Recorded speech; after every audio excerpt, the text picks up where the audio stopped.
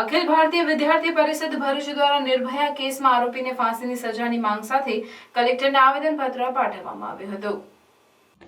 ભરૂચ અખિલ ભારતીય વિદ્યાર્થી પરિષદ દ્વારા ભરૂચની નિર્ભયા સાથે થયેલ રેપ વિથ મર્ડરના મામલામાં વિરોધ પ્રદર્શન યોજાયું હતું, જેમાં વિદ્યાર્થી પરિષદના આગેવાનો અને કાર્યકરોએ કલેક્ટર કચેરી ખાતે પહોંચી કલેક્ટરને રજૂઆત કરી અને નરાધમને કડક સજાની માંગ કરવામાં આવી। અખિલ ભારતીય વિદ્યાર્થી પરિષદના સભ્યોએ જણાવ્યું હતું કે ઔદ્યોગિક જિલ્લા ભરૂચમાં અનેક રાજ્યોમાંથી લોકો આવીને વસે છે, ત્યારે તેઓની સુરક્ષા અને સલામતી સામે પણ પ્રશ્નાર્થ ઊભા થયા છે।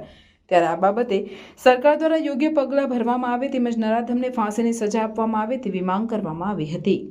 આપ સૌ પંચિત હશો કે હાલમાં જે ઝઘડિયા તાલુકામાં જે છોકરી પર દુષ્કર્મ 10 વર્ષની છોકરી પર દુષ્કર્મની ઘટના બની છે, તો તેને લઈને આ ગુજરાતમાં આ પ્રકારનો પ્રશ્ન બને છે તે કેટલા હદે યોગ્ય છે? તે ગુજરાતમાં પણ ભરૂચમાં આ પ્રકારનો પ્રશ્ન બન્યો છે તે કેટલા હદે યોગ્ય છે?